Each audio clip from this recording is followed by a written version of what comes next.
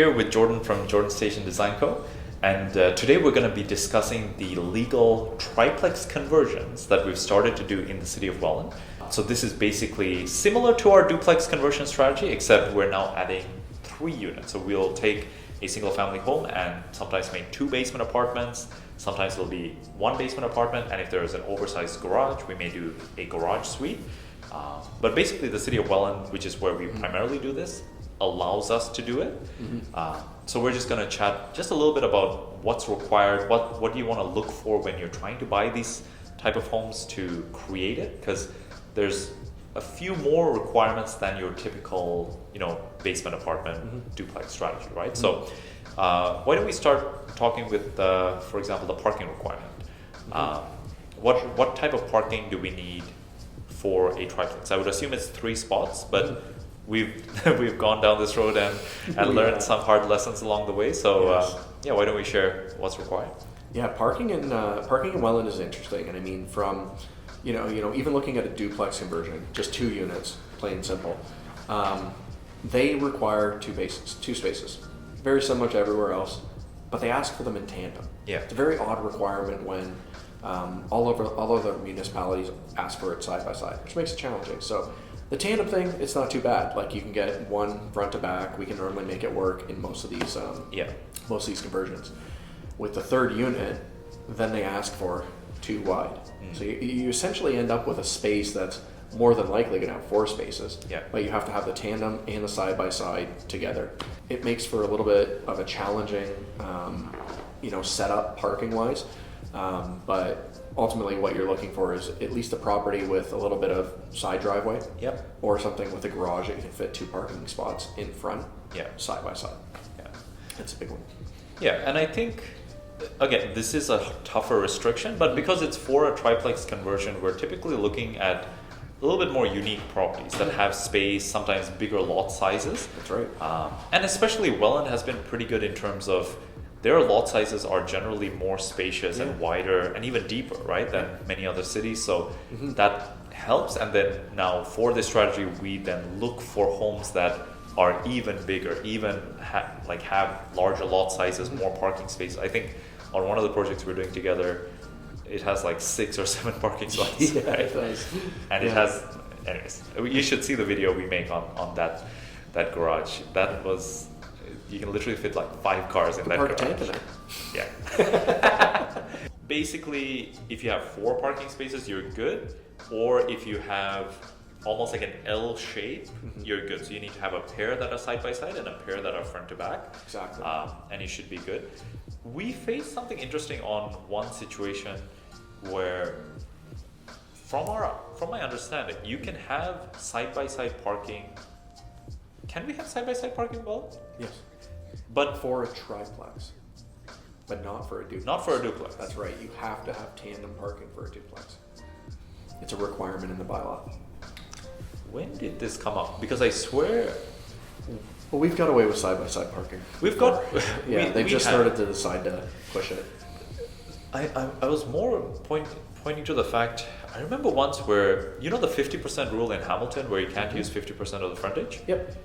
It was my understanding that in Welland that didn't exist. But when it came to the triplex conversion, they didn't want us to have 3 side by side.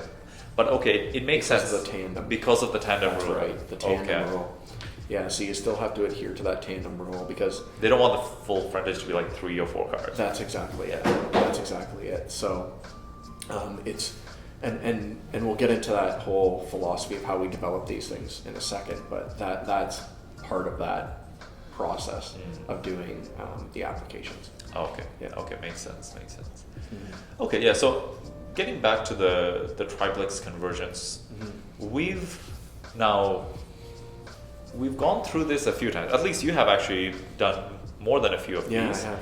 Yeah. There's 2 trains of thought, right? Like one of the most recent deals we're doing together, we're making 3 like gigantic suites. Big units, right? Yeah. Big units. Yep. It's on a corner lot. Each of those units are going to have like dedicated outdoor space. So we've gone to the high end of the rental market in terms of space, quality, all of that. Except that that's one way to do it. You're paying a premium on the purchase, on the renovations. It's a higher end project. It can also be done in smaller spaces. It can. Right? Why don't you share? You're doing now one project where you're literally fitting 3 units into almost a typical 1,000 square foot bungalow. We are. Yes, we've managed to come up with a design. It's under construction now, where we've taken 1,000 square foot bungalow and created 2 suites in the basement that are around, I'd say 425 to 450 square feet. We've done, a unique design in them where they are 1-bedroom suites. We've done the double barn doors from the bedroom that open up into the living room, trying to create a more open feel when you go down there. But it's totally possible. Yeah. And these types of properties, if you can get this done properly, like they cash flow really well. Yeah. It's lower initial cost on the purchase. Yeah. It's not as high end of a property. It's not as big. House isn't as big, but you're still able to accommodate those suites, and being that 1 bedroom, it's perfect for a young professional. Yeah. Right? Yeah, I mean, I think we were discussing, right? Like the investor on that deal was looking at renting them out for about $1,000 a piece, but $2,000 from a basement. Like typically we get $1,500 on the high end, right? Maybe 16. Yeah.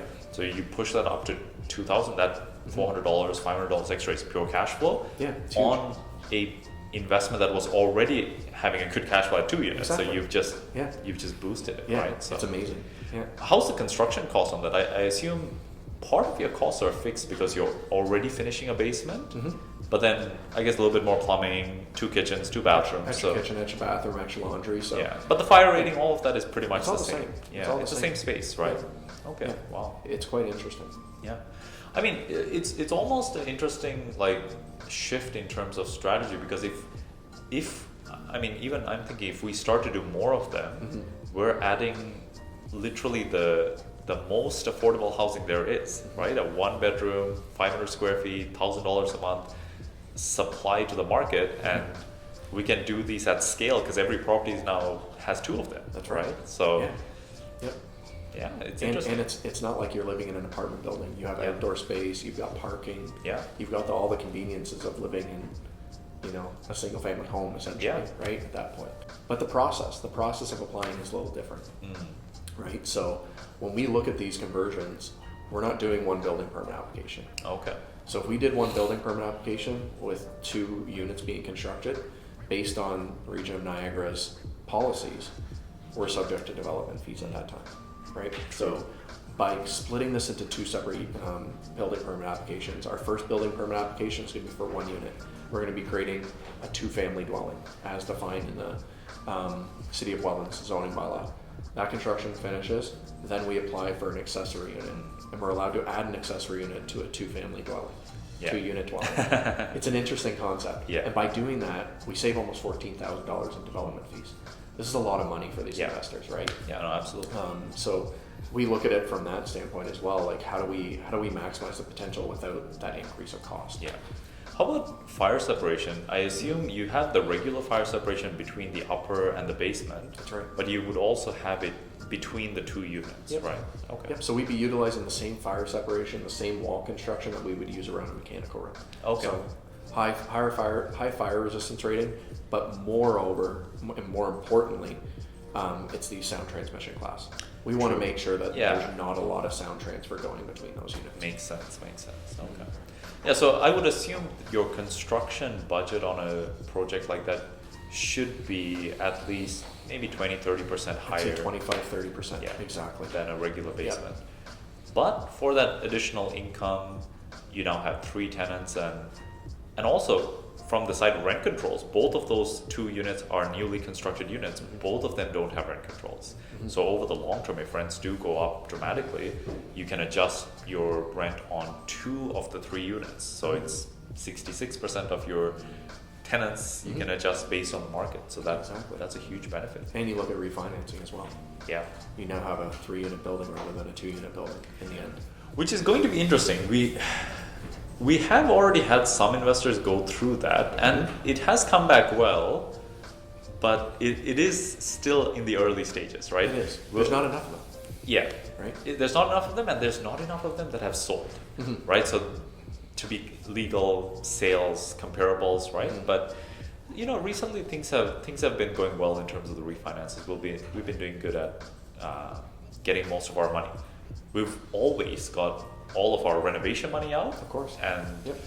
and typically some of the And hopefully a little extra. yeah, well, a lot extra for some of these people. Sure. Yeah. So hope you found that helpful. We'll definitely be showcasing more of our triplex conversions moving forward.